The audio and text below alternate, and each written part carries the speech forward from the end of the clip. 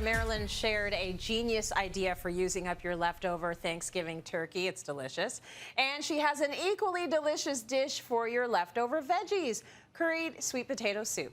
Here's what you need: cumin, coriander, turmeric, pepper, cinnamon, garlic, some canola oil, onion, fresh ginger, leftover sweet potatoes, chicken broth, and coconut milk.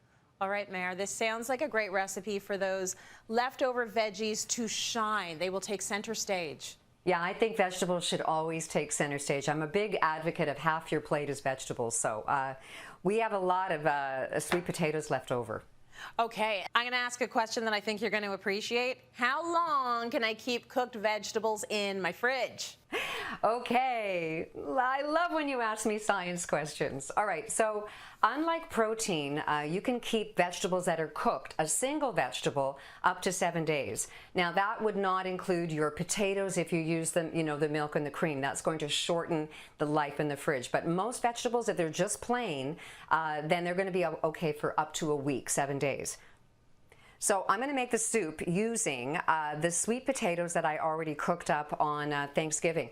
And I make a curried sweet potato soup during the fall and winter months because I like that warm flavoring. And I thought, why not use the cooked sweet potatoes, and it's going to accelerate how fast this is going to cook.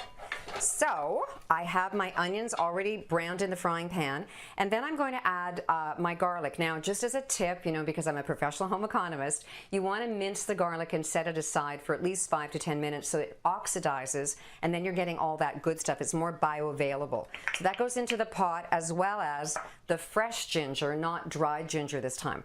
And because nothing in my house goes to waste, I have this little teeny bit of ginger. Now, you might want to throw it out. No, don't! You could grate this into, make a kind of a fake masala chai tea, or you could grate it into, add a little zip to something. And if you don't know when you're going to use it next, just store it in the freezer wrapped up, and then you can grate it. I have this really cool grater. You can just grate it frozen right into anything you want to do. Okay, so while that's cooking up, I'm going to make my spice blend. So we've got the cumin, we have the coriander. I love all these flavors. Turmeric, which is very good for inflammation, especially when it's mixed with either ginger or cracked pepper, and some cinnamon for a little bit of sweetness.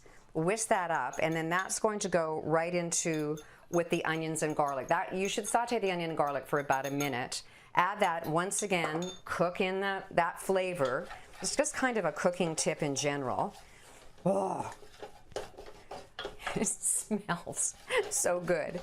And then we're going to add chicken broth into the pot, and then I'm going to make sure that I'm scraping up any bits that are in the bottom. It's going to prevent it from burning, but it's also giving a much better flavor. Now, Mayor, would you ever sub in vegetable broth for this instead of your chicken broth? Oh, totally. You could put vegetable broth in there, especially if you're a vegetarian. So all of a sudden you've changed the soup into a family-friendly vegetarian soup. Yeah, so then you're going to add whatever broth you want, and then you're adding the sweet cooked potatoes, and you're going to bring that to the boil. And now I'm going to magically, pray for me because I'm a real klutz, I'm going to take this one off this.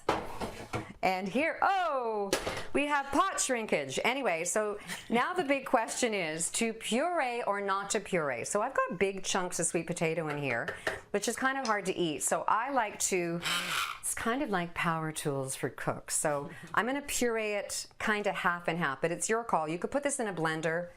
Sidebar, when you put hot stuff into a blender and you don't make sure the lid's on, it's a disaster. I did that this summer. Okay. Kind of scared about doing this as it is. Okay, so then you're going, I pureed about half of it, and then you can add your coconut milk. So you just bring this back to the boil and you serve it, and then it's going to look kind of like this depending on how big your sweet potatoes were, how much you pureed. So this is really, it's kind of plain. When you cook with leftovers, it is going to be kind of a different appearance than what I made because you may have done your sweet potatoes differently. But it's got that nice warm, and I'm sorry I didn't send you any soup, but I'll eat it. I'll eat this on your behalf. Oh, why thank you, Mary. I'm already way spoiled with what you brought me, so thank you. Oh, it's good. Look, it's knocking her over. You